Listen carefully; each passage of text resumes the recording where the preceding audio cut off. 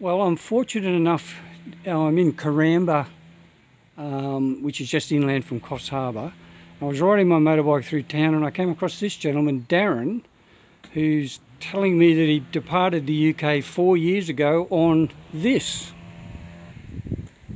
So I thought I would stop my motorbike, turn around, come back and have a chat to Darren and find out his story. So Darren, over to you. Can you tell me how you started off and where you've been and where you're going to? Yep, so I left the army after 29 years service and decided I didn't want to work anymore, so I decided to cycle around the world.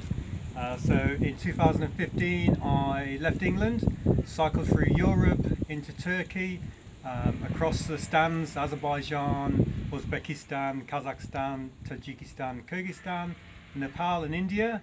Then flew to Japan and Korea, flew to Cambodia, did all of Southeast Asia, got to Indonesia, flew to Perth, cycled from Perth across the Nullarbor to Adelaide, and because of COVID, Victoria being shut, I flew to Cairns, and now I'm heading south along the coast and a little bit inland, heading to Sydney, waiting for New Zealand to open. Oh, and you've been on the road 4 years? Yeah, just over 4 years. yeah.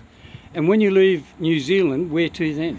The Americas, so either South America or North America, depending on how I can get there, and then I'll do north to south or south to north, and then back to Europe and finish hopefully.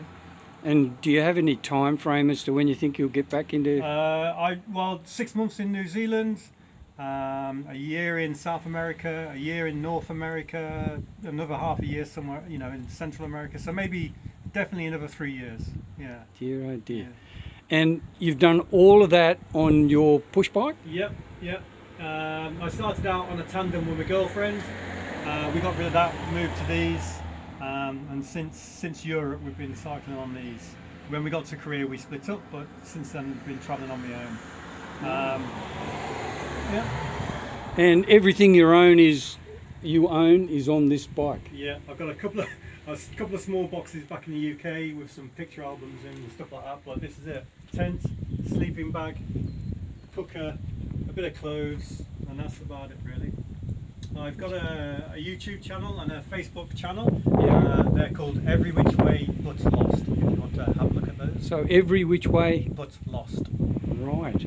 And I have a YouTube channel, which is why I've asked, can I take this video? Yeah. And it is called Villain Catcher. Uh-huh. And I will post this video probably within the next fortnight to 2 weeks. So keep an eye on it, and I'll definitely look at your channel and subscribe. No worries. Cheers. And from here you're heading to Coffs Harbour? Yeah, Coffs Harbour, maybe Sawtell today, and then just head down the coast really. Up into the Blue Mountains, and then Sydney for Christmas. Is this your first trip to Australia? Yeah. It is. Yeah. Fantastic.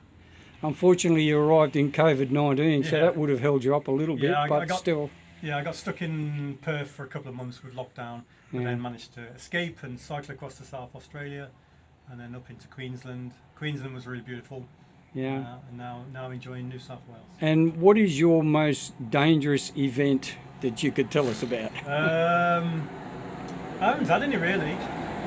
Most people, or 99.9% of the people I've met, have been really, really friendly. I've had one guy in Uzbekistan threw a rock at me and it hit me in the head, caused a bit of external damage and bleeding. But he was caught by the police and lined up against the wall, and they asked me what they wanted to do with him. And in the end, I just said, look, you just need to let him go. He was a young lad, So that was it. One stone in 4.5 years.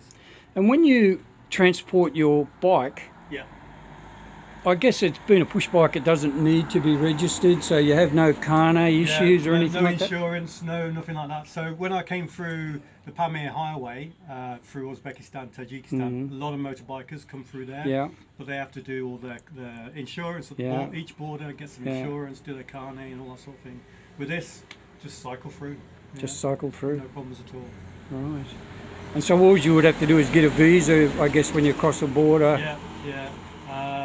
Yeah, a lot of them are getting easier and easier now as well. You can do them online. Yeah. Electronic e-visas.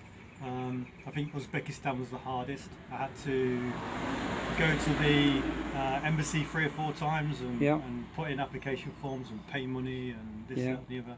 But yeah, all good. Well, that's wonderful. And I'm going to ask a personal question, but how do you survive money-wise when you're not working and you've been on the road for 4 years? Yeah, I was in the army for 29 years, Yeah. so I've got a full pension. So my excellent. pension is what I survive on. It's enough to travel on. If I was in England, I'd probably have to get a job. Not enough to live on in England. But whilst on my bicycle, yeah, I can afford to live. Excellent. Yeah. Well, that's wonderful. Look, I'm really pleased to meet you. Thank you very much for allowing me to interview and place this video on my YouTube channel. I wish you all the best. And unfortunately, you're going south, not north. But if you were going north, I would have given you my address and I would have shown you some hospitality in Queensland where I come from. No worries. All right, Darren, I Thanks appreciate so it. Thank you very much and good luck with your travels. You'll have to show the hag and shake after COVID. Thank you. Bye.